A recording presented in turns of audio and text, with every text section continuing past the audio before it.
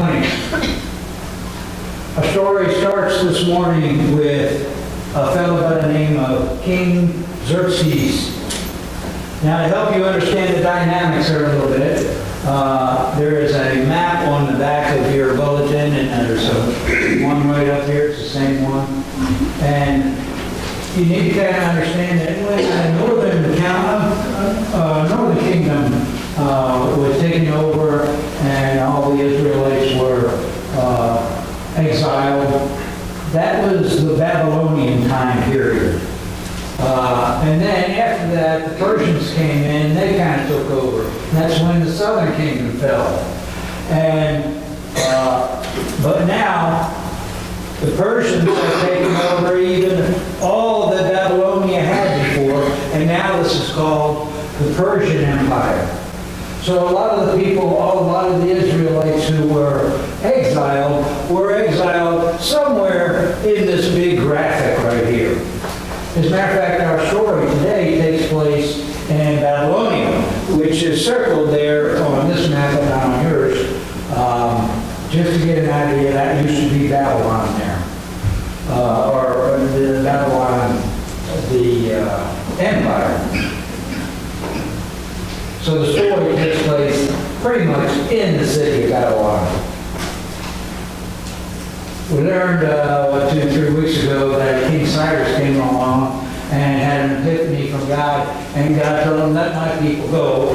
Let them go back and resume living in the promised land and rebuild my temple. And that's exactly what King Cyrus did. But what you need to understand is that when King Cyrus said you can go back and you can rebuild the temple, there were a lot of people scattered throughout the Persian Empire. There were a lot of people who decided, I'm going to just stay here. I have notched out for myself a homestead, and that's where I think I'm going to stay. So between King Cyrus and King Xerxes, there was about 50 more years. And this story today is all about the people, the Israelites, the Jews, that stayed in Persia at the time. They did not go back to the Promised Land. So this story today is about them, well, today and next week. King Xerxes could probably best be described as a party kind of guy. In the 3rd year of his reign, he decided to have a party. No big deal. But the party lasts for 6 months. Kind of like, how much bean dip can one person eat? So our story today picks up with this scripture in Esther 1, 10, and 11.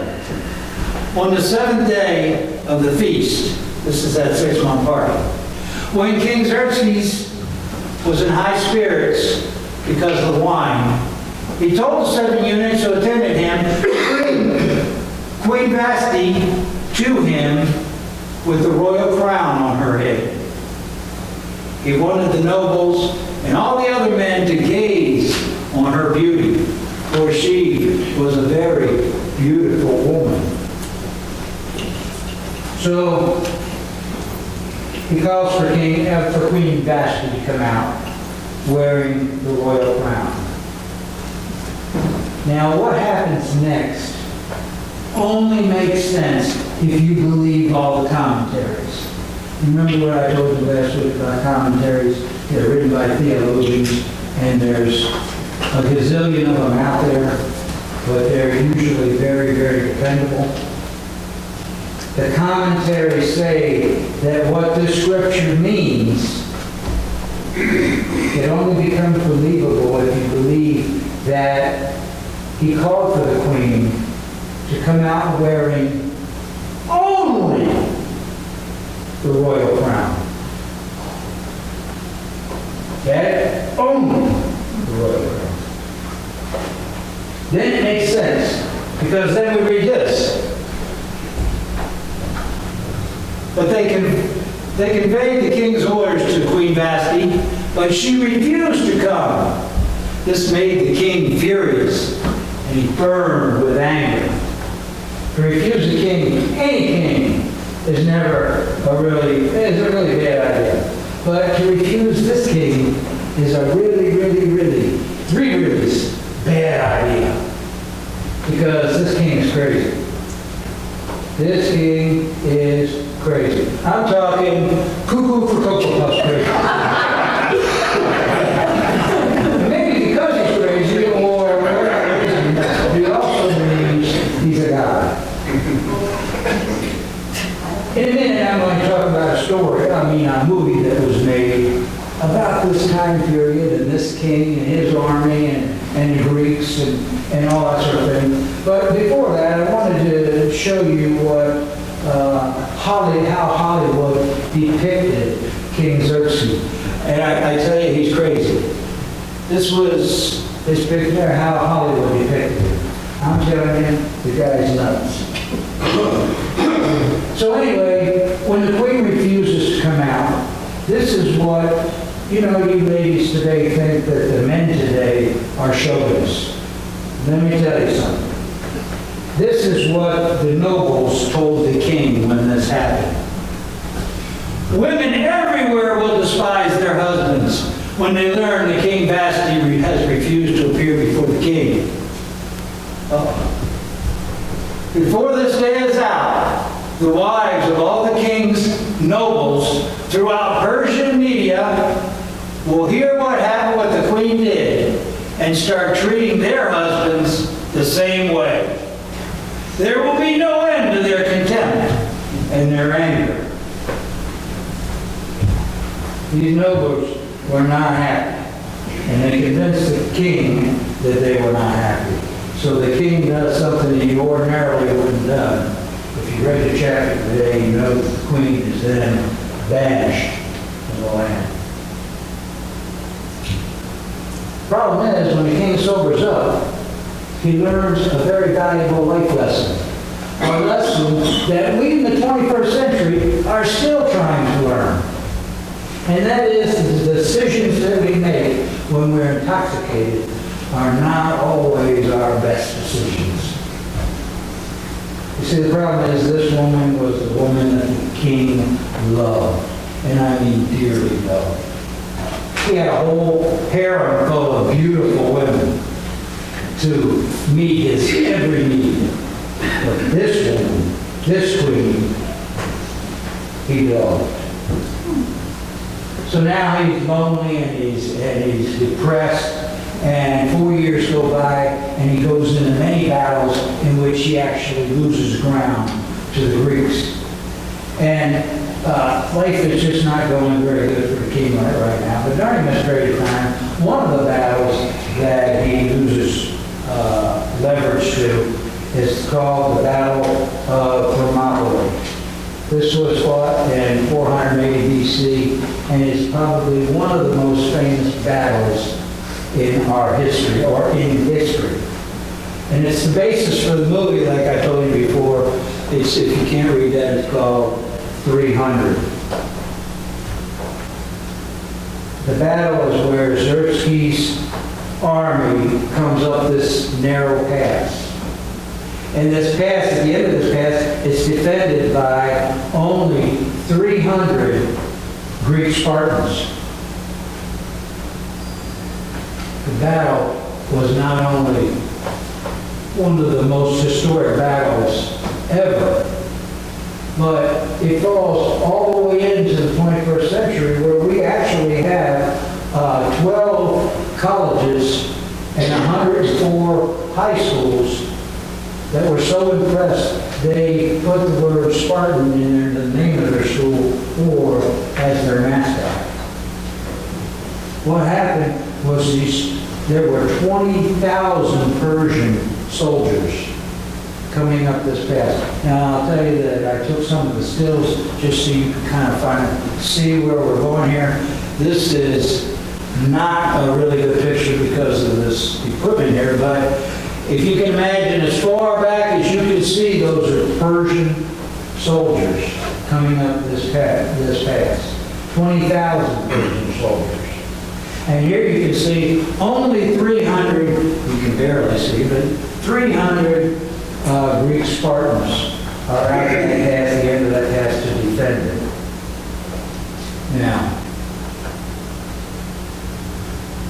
Spartans do a really good job, and that is why it's one of the most famous battles in history. They do a really good job, and at some point during the movie shooting or something, they actually pause and take a photo op. And this is pretty much how good the Spartans did. That is a mountain of bodies behind those guys right there. As a matter of fact, there are 19,000 bodies piled up there. That's how good these 300 Spartans did.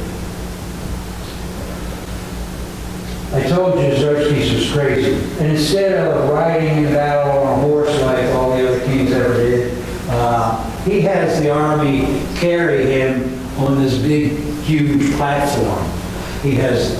So this is his horse.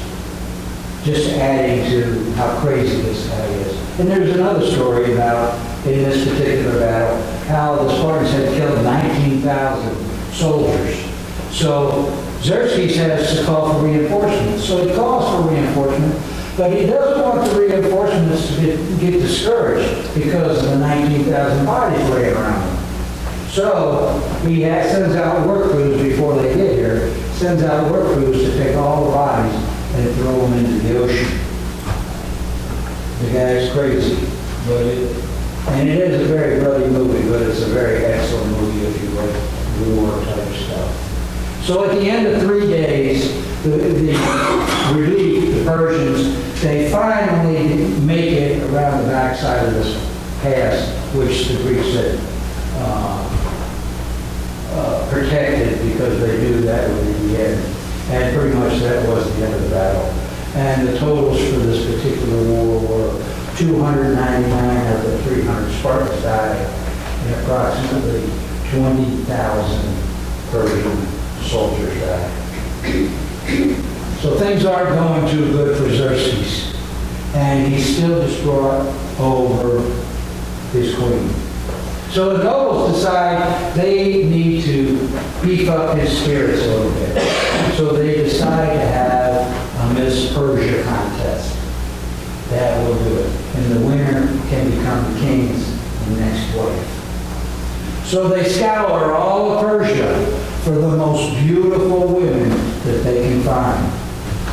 And what's interesting here is that you can see in this story how absolutely perfectly God's upper story is always 10 steps ahead of man's lower story. Because God had already prepared from birth one of the most beautiful women that ever lived. And her name was Esther. The nobles found Esther, and they convinced her to enter the contest. However, for reasons that we don't understand or know, Esther never tells anybody that she's Jewish. In fact, about all we know about Esther comes from this verse right here. This man had a very beautiful and lovely young cousin who was called Esther. When her mother and father died, Mordecai adopted her into his family and raised her as her own daughter, as his own daughter. So now we have a new character by the name of Mordecai. Mordecai will be a very important part of next week's sermon. And I'm going to stop now until next week. But I don't want to stop before I give you the 21st century lesson that this chapter is all about, or one of the lessons that this chapter is all about, because it is so important. As you'll learn next week, if you all already know, Esther actually saves the life of every single Jewish person living in all of Persia by the end of this story. And she was able to do that just for the reason I just told you. God made her so beautiful that she was able to get into a position to be able to accomplish this feat. And it's no different. This is our lesson. It is no different for you or I. God made me one of the most handsome men in all the world.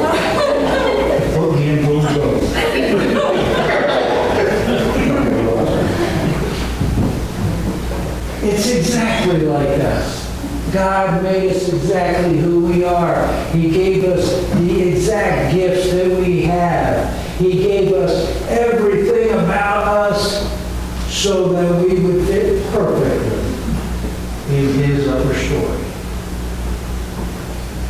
Certainly we have an option of saying no. Esther even said no. You'll find out next week.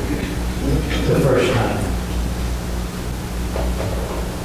But we're prepared nonetheless. We're prepared with every gift that we have, every gift that we possess, every knowledge that we have. Our life has been a preparation to step into God's other story. The only question is, are we saying yes to that purpose?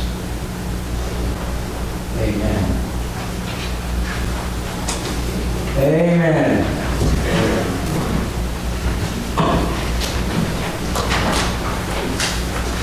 All right.